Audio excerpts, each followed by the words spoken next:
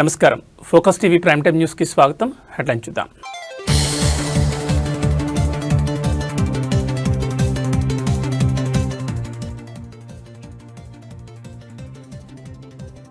Davos వేదికగా తెలుగు ముఖ్యమంత్రుల పెట్టుబడుల వేట. స్విట్జర్లాండ్కు బయలుదేరిన చంద్రబాబు, రేవంత్ రెడ్డి దిగ్గజ సీఈఓలతో భేటీ.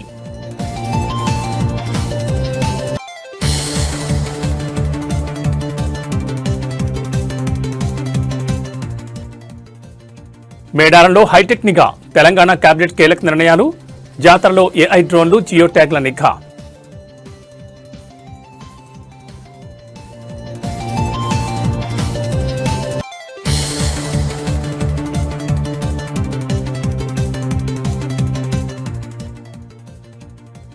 AP liquor scam. వైసీపీ ఎంపీకి ఈడీ నోటీసులు. ఈ నెల 23న విచారణకు రావాలని మిథున్ రెడ్డికి ఆదేశం.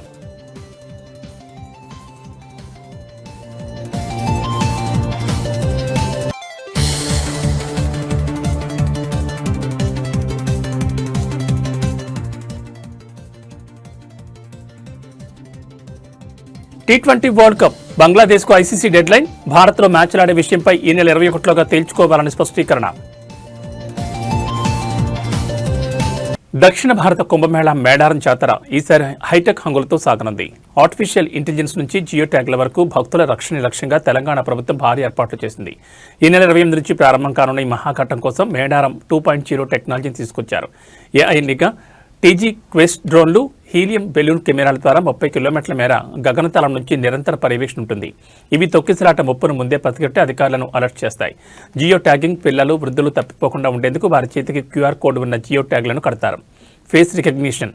నేరగాళ్లను గుర్తించేందుకు ముఖ గుర్తింపు సాంకేతికతను వాడుతున్నారు. సుమారు 13,000 మంది పోలీసుల పహారాలో అత్యాధునిక కమాండ్ కంట్రోల్ సెంటర్ పర్యవేక్షణలో ఈ ఏడాది జాతర జరగనుంది.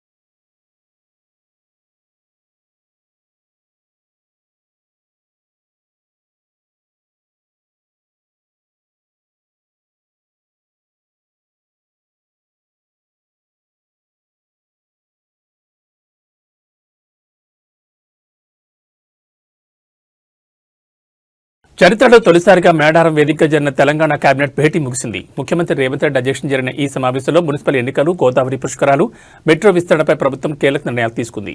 మున్సిపల్ ఎన్నికల నగారాకు సంబంధించి రాష్ట్ర వ్యాప్తంగా గడువు ముగిసిన 116 మున్సిపాలిటీలు, 7 కార్పొరేషన్లలో త్వరలోనే ఎన్నికలు నిర్వహించాలని కేబినెట్ నిర్ణయించింది. రిజర్వేషన్లు ఖరారైన నేపథ్యంలో త్వరలోనే షెడ్యూల్ విడుదల కానుంది. గోదావరి పుష్కరాలు 2027లో జరిగే పుష్కరాల కోసం ఇప్పటి నుంచి ఏర్పాట్లు ప్రారంభించారు. బాతార్ నుంచి భద్రాచలం వరకు టెంపుల్ సర్క్యూట్ను శాశ్వత ప్రాతిపదికన అభివృద్ధి చేయనున్నారు. హైదరాబాద్ మెట్రో ఫేజ్ 2 విస్తరణకు సంబంధించి భూసేకరణ కోసం 2,787 కోట్ల కేటాయింపులకు మంత్రివర్గం ఆమోదం తెలిపింది. ములుగు జిల్లా రైతాంగం కోసం పొట్లాపూర్ ఎత్తిపోతల పథకానికి కేబినెట్ గ్రీన్ సిగ్నల్ ఇచ్చింది. వీటితో పాటు రాష్ట్ర వ్యాప్తంగా 14 ప్రాంతాల్లో ప్రభుత్వ సంస్థలకు భూముల కేటాయింపుపై కూడా కేబినెట్ నిర్ణయం తీసుకుందని మంత్రులు వెల్లడించారు.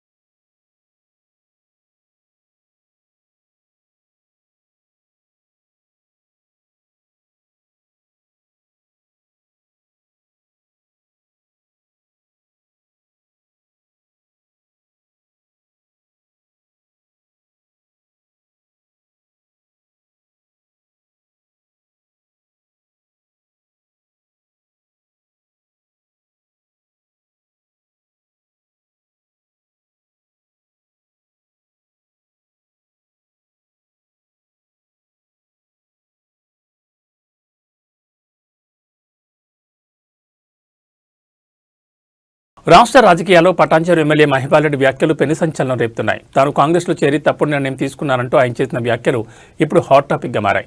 మున్సిపల్ ఎన్నికల సన్నాహక సమావేశంలో తన అనుచరులతో మాట్లాడిన మహిపాల్ రెడ్డి ఆనాటి పరిస్థితుల వల్లే కాంగ్రెస్లో చేరానని, కానీ దానివల్ల నియోజకవర్గానికి కానీ ప్రజలకు కానీ ఎలాంటి ప్రయోజనం చేకూరలేదని అసహనం వ్యక్తం చేశారు. రాబోయే మున్సిపల్ ఎన్నికల్లో బీఆర్ఎస్ అభ్యర్థులను గెలిపించాలని ఆయన కార్యకర్తలకు పిలుపునివ్వడం విశేషం. పటాన్చెరు పరిధిలోని 5 మున్సిపాలిటీల్లో ఉన్న 104 మంది కౌన్సిలర్లను గెలిపించే బాధ్యత కార్యకర్తలపైనే ఉందని ఆయన స్పష్టం చేశారు. మీడియాకు అనుమతి లేని అంతర్గత సమావేశంలో ఎమ్మెల్యే చేసిన వ్యాఖ్యలు బయటకు రావడంతో ఆయన తిరిగి కారెక్కుతారా అనే చర్చ జోరుగా సాగుతోంది.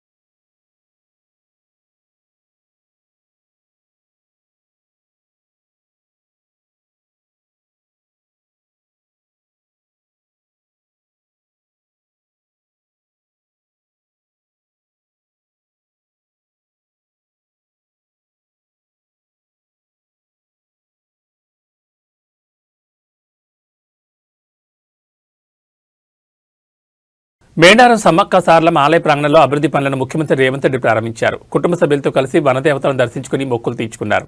251 కోట్లతో ఆధునీకరించిన గద్దెలు ఆలయ ప్రాంగణాన్ని సీఎం ప్రారంభించారు. ఈ సందర్భంగా అభివృద్ధి పనుల పైలాన్ని ఆవిష్కరించారు. తన మనవడితో కలిసి అమ్మవార్లకు నిలువెత్తు బంగారాన్ని సమర్పించి ప్రత్యేక పూజలు నిర్వహించారు. ఈ కార్యక్రమంలో డిప్యూటీ సీఎం భట్టి విక్రమార్క, మంత్రులు సీతక్క, పొంగులేటి శ్రీనివాసరెడ్డి సహా పలువురు ప్రజాప్రతినిధులు పాల్గొన్నారు. మహాజాతర కోసం వచ్చే భక్తులకు ఎలాంటి ఇబ్బందులు కలగకుండా పక్కా ఏర్పాట్లు చేయాలని ఈ సందర్భంగా అధికారులను సీఎం ఆదేశించారు.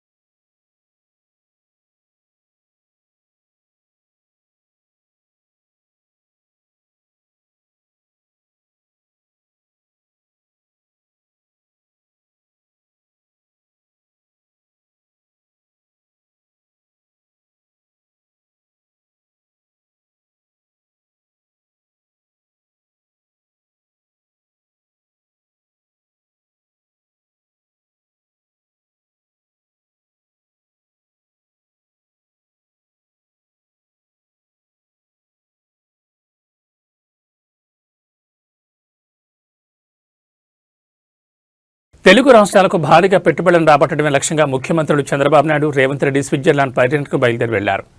దావోస్లో నేటి నుంచి ప్రారంభం కానున్న ప్రపంచ ఆర్థిక వేదిక సదస్సులో ఇద్దరు ముఖ్యమంత్రులు వేర్వేరుగా అంతర్జాతీయ పారిశ్రామిక దిగ్గజాలతో భేటీ కానున్నారు. 36 కార్యక్రమాల్లో ఏపీ సీఎం చంద్రబాబు నాయుడు 4 రోజుల పాటు దావోస్లో పర్యటిస్తారు. పర్యటనలో భాగంగా Tata Sons chairman N Chandrasekaran, UAE ఆర్థిక మంత్రి Abdullah bin Touq Al Marri సహా పలువురు సీఈఓలతో సమావేశమవుతారు. గ్రీన్ ఎనర్జీ, ఏఐ, అమరావతిలో క్వాంటమ్ వ్యాలీ ఏర్పాటుపై చంద్రబాబు ప్రత్యేకంగా చర్చించనున్నారు. వనదేవతల ఆశీస్సులతో మేడారం దర్శనానంతరం సీఎం రేవంత్ రెడ్డి నేరుగా దావోస్కు బయలుదేరారు.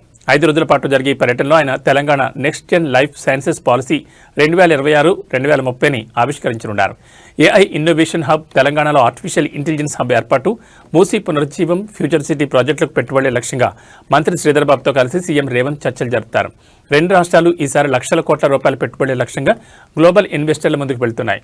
దావోస్ వేదికగా కుదిరే ఒప్పందాలు తెలుగు రాష్ట్రాల ఆర్థిక పురోభివృద్ధికి ఎలా దోహదపడతాయో వేచి చూడాలి మరి.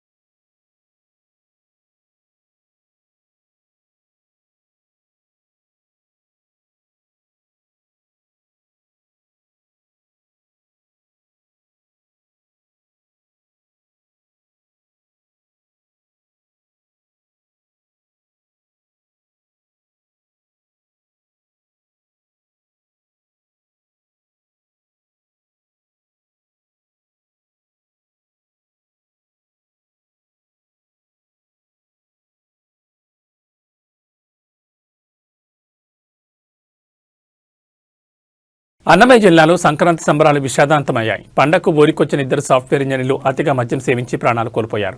కంభవారిపల్లి మండలం బండవడ్డిపల్లిలో ఈ ఘోరం జరిగింది. చెన్నై, బెంగళూరు సాఫ్ట్వేర్ ఉద్యోగాలు చేస్తున్న మణికుమార్, పుష్పరాజ్ పండగ సెలవుల కోసం స్వగ్రామానికి వచ్చారు. శనివారం సాయంత్రం స్నేహితులతో కలిసి జరిగిన పార్టీ వీరి ప్రాణాల మీదకు తెచ్చింది. పోటీ పడి తాగడమే వీరికి శాపమైంది. శనివారం మధ్యాహ్నం నుంచి సాయంత్రం వరకు మణికుమార్, పుష్పరాజ్ ఇద్దరు పోటీపడి 19 బీర్ టీన్లు తాగినట్లు పోలీసులు గుర్తించారు. అతిగా మద్యం సేవించడం వల్ల శరీరంలో నీటి శాతం తగ్గి తీవ్ర అస్వస్థతకు గురయ్యారు.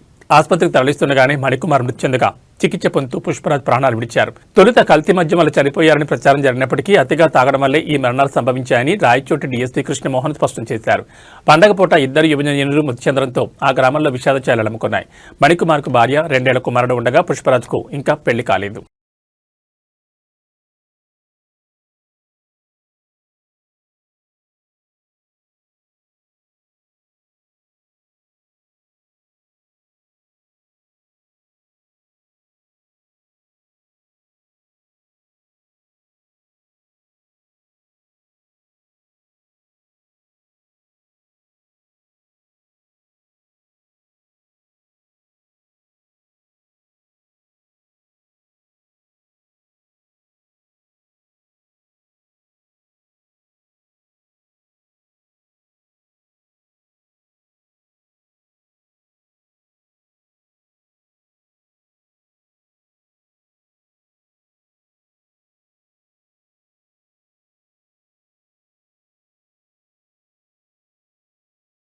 పల్నాడు జిల్లా గురజాల నియోజకవర్గంలో వైసీపీ కార్యకర్త మంద సల్మాన్ హత్య రాష్ట్ర రాజకీయాల్లో వేడి పుట్టిస్తోంది.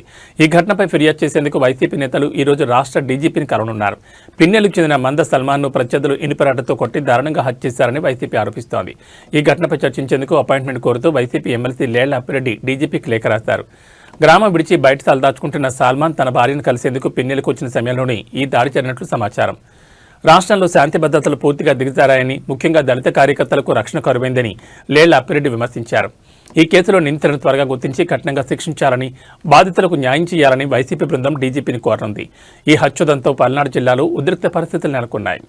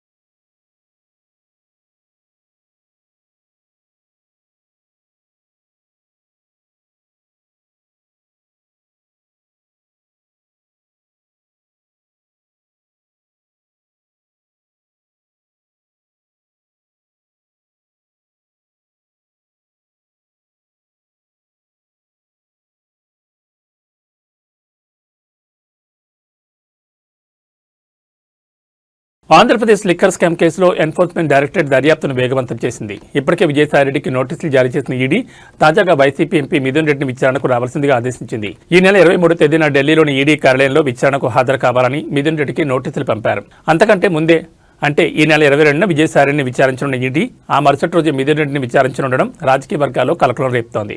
గతంలో ఇదే కేసులో మిథున్ రెడ్డిని సిట్ అరెస్ట్ చేయగా ఆయన రాజమహేంద్రవరం జైల్లో రిమాండ్ ఖైదీగా ఉండి బెయిల్పై విడుదలయ్యారు.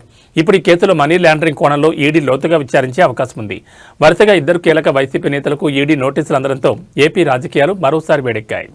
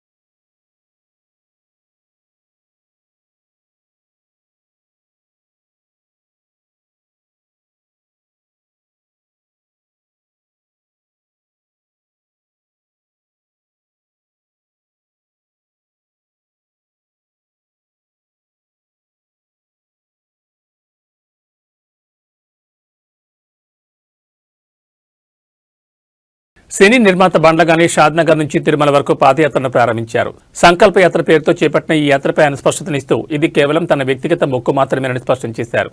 గత వైసీపీ ప్రభుత్వ హయాంలో ఏపీ సీఎం చంద్రబాబు అరెస్ట్ అయినప్పుడు తాను తీవ్రంగా కలత చెందారని బండ్ల గణేష్ తెలిపారు. ఆయన జైలు నుంచి క్షేమంగా బయటకు వస్తే తిరుమలకు పాదయాత్రగా వస్తానని అన్నారు. మొక్కున్నట్లు వివరించారు. ఈ యాత్రకు ఏ రాజకీయ పార్టీతోనూ సంబంధం లేదని, చంద్రబాబుపై ఉన్న అభిమానంతోనే ఈ అడుగు వేస్తున్నారని ఆయన పేర్కొన్నారు. చంద్రబాబు 52 రోజుల తర్వాత జైలు నుంచి విడుదలైనందున ఇప్పుడు ఆ 7 కొండల వారికి మొక్కు చెల్లించుకుంటున్నారని, దీనిని కేవలం ఒక భక్తి యాత్రగా మాత్రమే చూడాలని ఆయన విజ్ఞప్తి చేశారు. ఎన్నికల సమయంలో సైలెంట్ గా ఉన్న బండ్ల గణేష్ ఇప్పుడు సడన్ గా పాదయాత్ర మొదలుపెట్టడం రాజకీయ వర్గాలు ఆసక్తిని రేకెత్తిస్తోంది.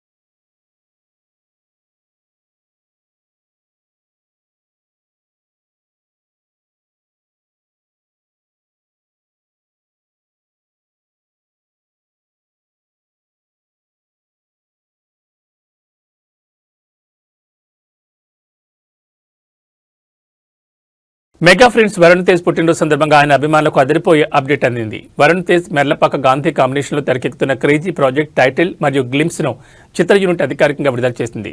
VT15 గా పిలువబడుతున్న ఈ చిత్రానికి కొరియన్ కనకరాజు అనే ఆసక్తికరమైన టైటిల్ ఖరారు చేశారు. కొరియా పోలీస్ స్టేషన్ బ్యాక్డ్రాప్ లో సాగే ఈ గ్లిమ్స్ అత్యంత ఉత్కంఠభరితంగా ఉంది.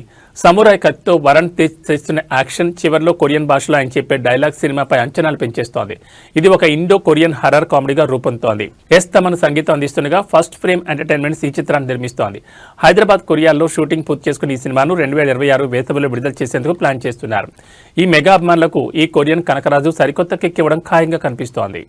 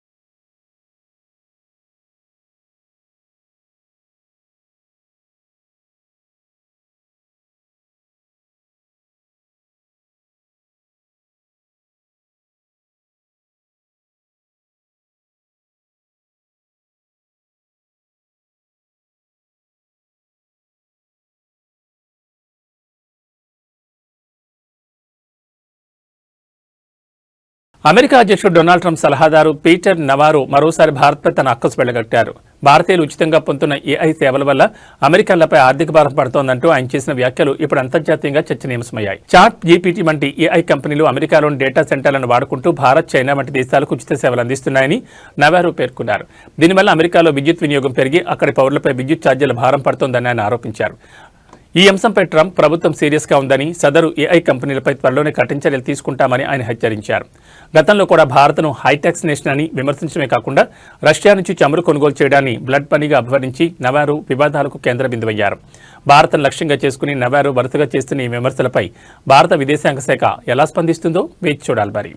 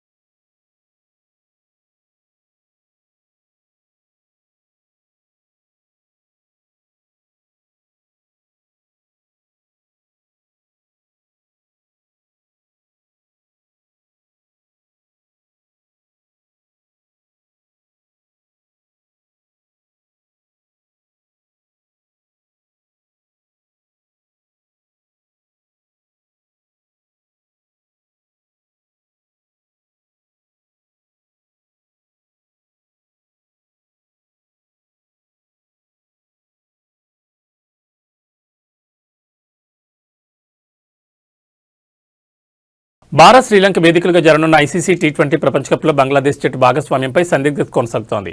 ఈ క్రమంలో బంగ్లాదేశ్ క్రికెట్ బోర్డుకు ఐసీసీ కీలక గడువు విధించింది. భారత్లో మ్యాచ్లాడే విషయంపై ఈ నెల 21లోగా తుది నిర్ణయం చెప్పాలని ఐసీసీ డెడ్లైన్ విధించింది. షెడ్యూల్ మార్పుకు ఐసీసీ ససేమిరా అంటోంది. బంగ్లాదేశ్లో మైనార్టీలపై దాడుల నేపథ్యంలో భారత్లో తమ ఆటగాళ్లకు భద్రతపై బీసీబీ ఆందోళన వ్యక్తం చేస్తోంది. తమ మ్యాచ్లను శ్రీలంకకు మార్చాలని కోరుతోంది. భారత్లో బంగ్లా జట్టుకు ఎలాంటి ముప్పు లేదని, సెక్యూరిటీ రిస్క్ అసెస్మెంట్ ప్రకారం భద్రత తక్కువ నుంచి మధ్యస్థంగానే ఉందని ఐసీసీ భరోసా ఇచ్చింది. ఒకవేళ బంగ్లాదేశ్ తప్పుకుంటే ఆ స్థానంలో స్కాట్లాండ్ను టోర్నీలోకి తీసుకునే అవకాశం ఉంది. షెడ్యూల్ ప్రకారం ఫిబ్రవరి 7న కోల్కతాలో వెస్టిండీస్తో బంగ్లాదేశ్ తొలి మ్యాచ్ ఆడాల్సి ఉంది. మరి ఈ నెల 21లోగా బీసీబీ ఎలాంటి నిర్ణయం తీసుకుంటుందో చూడాలి. మరి